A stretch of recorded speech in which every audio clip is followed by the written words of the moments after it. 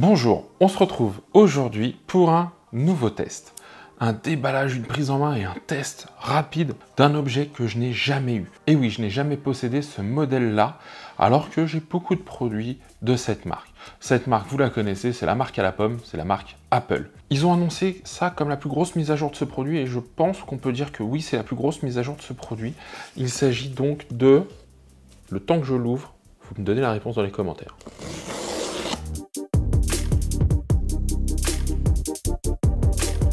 Bah, c'est marqué là, c'est l'iPad mini. Et ouais, l'iPad mini, j'en ai jamais eu. Donc c'est l'iPad mini 6e génération. J'ai pris le modèle Wi-Fi de base pour le test. Bon, chez Apple, le packaging est toujours aussi agréable. Alors je sais que certains n'aiment pas les unboxings. Il y a des chapitres. Je vous laisse naviguer dans les chapitres pour vous faire une idée de ce que je vous propose. Ça, c'est le deuxième point, c'est l'ouverture. Juste comme ça, rien que cette prise en main là, ça, c'est un produit qui est vraiment agréable à prendre en main. Alors, je le dis tout de suite, j'ai pas encore enlevé, il pèse son poids.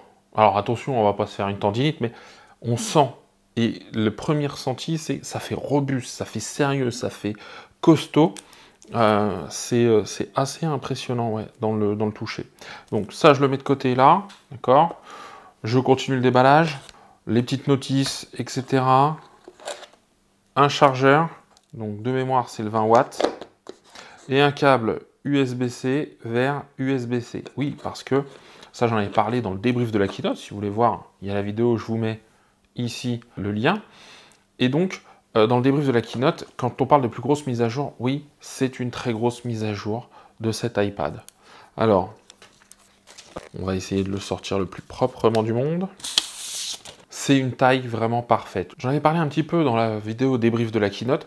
Je ne suis pas un utilisateur d'iPad mini. Pourquoi? Parce que j'ai un Max en iPhone, donc j'ai la grande taille, 6,7 pouces, et après moi j'ai un iPad 10,5. En avoir un intermédiaire, je vois pas le grand intérêt, vous voyez, je vais être très direct avec vous. Par contre, si j'avais un mini, un iPad mini, et derrière un iPad 12,9 pouces, eh bien, je pense que ça pourrait s'intégrer dans un certain workflow. Moi, je suis à 10,5, j'ai l'iPad Pro 2017, donc, bon, pour avoir 2 pouces de moins, pas grand intérêt. Par contre, je le dis, le design est carré, hein, donc les bords droits, etc.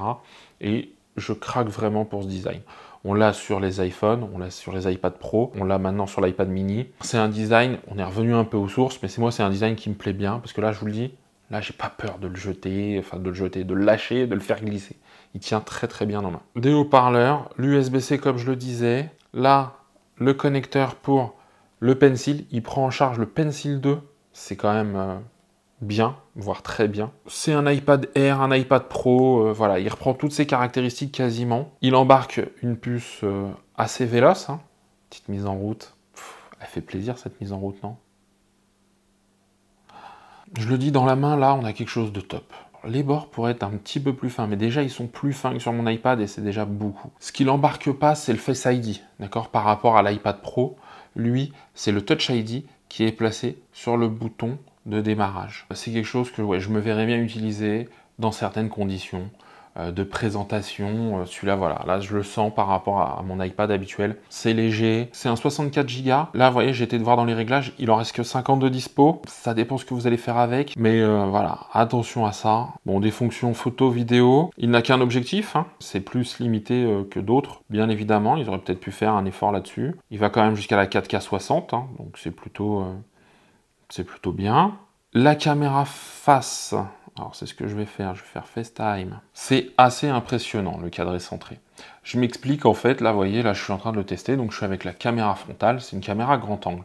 Et bon, bah là, je suis assez loin et pourtant proche là dans la vision qu'on a et que je vous partage.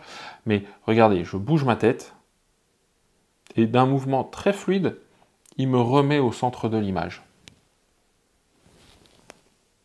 Si je vais un peu plus vite, etc. C'est bien pensé, c'est bien fait. Il est moins dédié, vous voyez, à la vidéo, à la photo, hein, alors qu'on pourrait éventuellement se dire, bah tiens, je vais l'utiliser dans ce cadre-là. Alors je pense qu'il va faire des bonnes vidéos, des bonnes photos, mais pas du niveau d'un iPhone, très clairement. Ce que je trouve dommage, c'est qu'ils n'ont toujours pas apporté l'application météo sur les iPads. On passe par le site weather.com. J'ai un peu de mal avec cette façon de faire, c'est cette vue qu'ils ont. Je trouve ça dommage. Je le dis, c'est un super objet. Je voulais l'avoir entre les mains pour me faire une idée de ce que c'était. Alors moi, aujourd'hui, à titre personnel, vu que j'ai l'iPhone, et repasser sur cette taille d'écran, je trouverais ça dommage. J'ai 6,7, 8,5, je suis même pas à 2 pouces d'écart, ce qui fait une belle taille de plus, hein, attention. Hein. Et c'est un super objet, ça peut faire une très belle liseuse, je pense. Liseuse haut de gamme, hein, encore une fois, mais plus tout ce que ça apporte. Mais ça peut être sympa, je pense, de regarder, de lire un livre là-dessus, par rapport à un gros iPad. Je pense que ça a plus de sens là, ne serait-ce que dans les transports.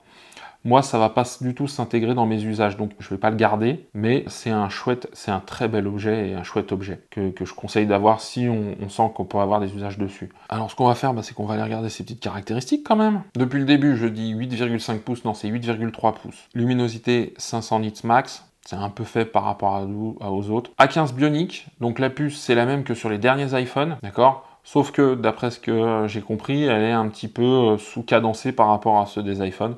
Bon, maintenant, c'est normal. Hein. Là, on est sur un prix à 559 d'entrée de gamme. 909, entre guillemets, pour l'iPhone 13. Je comprends que quand on met quasiment le double, presque le double en tout cas du prix, on s'attend à ce qu'on ait plus de performance sur celui qu'on paye plus cher. Donc 12 mégapixels en façade, le Pencil 2, éventuellement la 5G. Pas mal de coloris. Bon, moi, je l'ai pris en, comme d'habitude, graphite gris sidéral. Hein, c'est mon credo. En stockage, c'est 64 ou 256 Go. Je vais essayer de mettre un peu de son, on va regarder. Alors, je vais couper le son, enfin, je reviens avec vous après avoir testé le son. Tout changement est effrayant, surtout pour les gens qui sont au pouvoir. Les guerres vont ravager les systèmes planétaires. Le sol de milliers de mondes sera réduit à l'état d'être ciel. Alors, je viens d'écouter un petit peu de musique dessus. Je suis impressionné. Alors, les iPads sortent un bon son en règle générale et un son assez puissant par rapport à une tablette, d'accord ? Pour une tablette en tout cas. L'iPad mini ne déroge pas à ça. Franchement, je le dis, l'iPad mini envoie du bon, du gros, du lourd. C'est même plutôt impressionnant par rapport à sa taille. Un bon point pour l'iPad mini. On arrive à la conclusion de cette vidéo. Eh bien, je redis ce que je disais en introduction, c'est un bel objet. Franchement, super agréable dans la prise en main, c'est quelque chose qui est joli. L'écran est correct, hein, on est sur du LCD, alors attention, hein, si on le compare à celui de l'iPhone, qui est un OLED maintenant, on va être déçu, ça c'est sûr et certain. Maintenant, c'est pas le même prix, hein, on va du simple au double quasiment, donc forcément, il ne va pas y avoir toutes les mêmes choses. Maintenant, c'est quelque chose d'assez véloce. Alors, je ne l'ai pas poussé dans ses retranchements, je n'ai pas fait du montage vidéo dessus, je n'ai pas eu assez de temps pour la prise en main, etc. Mais franchement, je pense que ça doit même tourner correctement dessus. Au niveau des reproches, j'ai deux principaux reproches à faire à cette machine. Au-delà de la taille de l'écran, mais ça c'est purement un usage, donc ça c'est pas un reproche, j'ai la taille des icônes. La taille des icônes qui pour moi,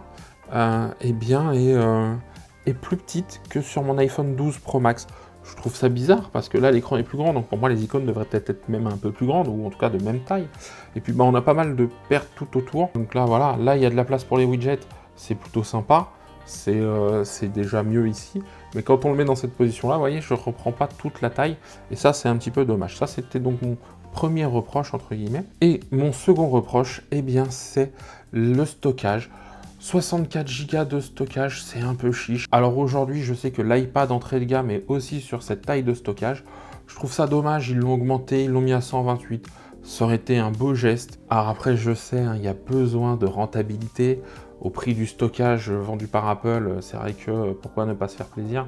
Mais voilà, je trouve ça dommage que le stockage soit pas un peu plus grand. Ça aurait été sympa d'avoir un 128 au démarrage. Voilà, c'était vraiment ça, hein, pour chipoter, pour être quand même le plus objectif possible, même si vous savez que j'adore Apple, voilà, c'était important pour moi de vous le dire. La vidéo arrive à sa fin. Alors, qu'est-ce que vous en pensez, vous, de cet iPad mini? Est-ce que vous allez flancher dessus? Est-ce que vous allez flasher dessus? Dites-moi dans les commentaires si vous seriez intéressé par cet iPad, s'il va venir s'ajouter à votre liste de Noël, si vous allez le commander incessamment sous peu ou pas du tout. Voilà, ça m'intéresse d'avoir votre avis. Si la vidéo vous a plu, comme d'habitude, abonnez-vous, lâchez un like. Si la vidéo vous a plu, commencez par liker cette vidéo. Le pouce bleu, il est important. Pour moi déjà, mon moral, j'essaie de monter la qualité des vidéos vraiment avec des plans variés, quelque chose d'un peu plus qualitatif. Donc dites-moi aussi ce que vous en pensez dans les commentaires.